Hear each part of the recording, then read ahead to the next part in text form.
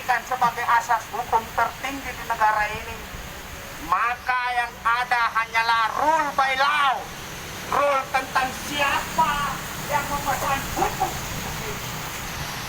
atau rule by kekuasaan, bukan lagi rule of law.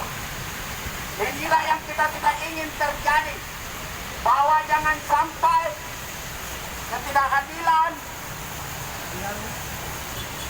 yang ada di negara ini itu dimulai dari ke dalam atau dimulai dari penegak hukum itu sendiri.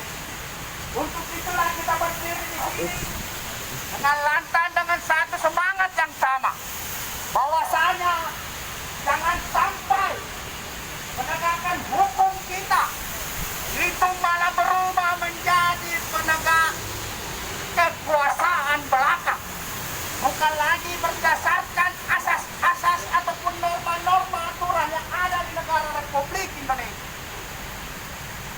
Untuk itulah kita tetap konsisten turun dan tetap menyuarakan hal yang sama, bahwa bagaimana mungkin kita bisa percaya, bagaimana mungkin kita bisa menyerahkan kepercayaan itu secara penuh kepada lembaga penegakan hukum yang namanya kepolisian ini, jikalau kepolisian itu sendiri ternyata belum mampu menegakkan yang namanya keadilan di dalam lembaganya sendiri.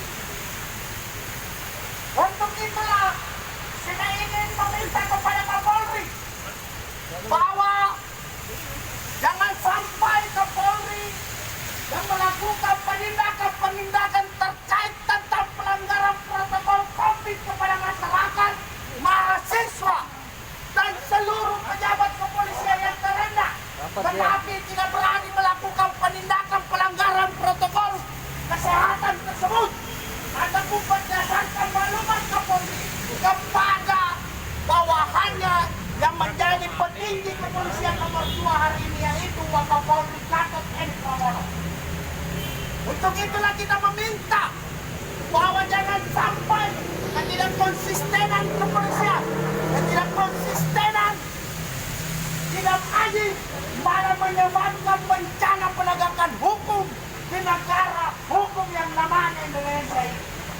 Untuk itulah kita menghimbau kepada masyarakat, sama-sama kita kawal bahwa kepolisian haruslah menjadi lembaga yang adil sejak di dalam lembaganya sendiri. Betul tidak teman-teman? Betul. Jangan sampai kepolisian berubah menjadi alat kekuasaan. Jangan sampai kepolisian malah menuntut keadilan diberlakukan bagi masyarakat, tetapi kepolisian itu sendiri tidak mampu menjadi lembaga yang adil di dalam lembaganya sendiri.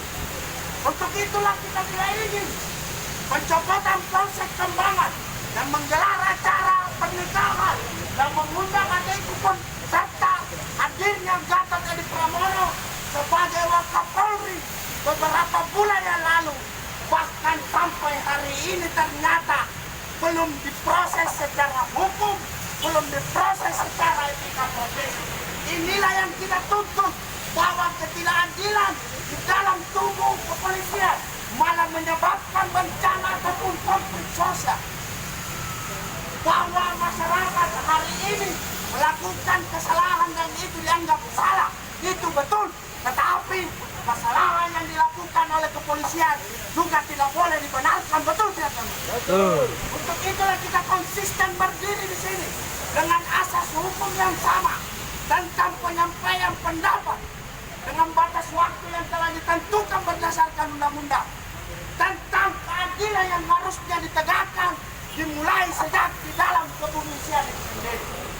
Mungkin itu penegasan dari kami tentang bagaimana pentingnya hukum itu diperlakukan secara adil dimulai dari penegak hukum itu sendiri.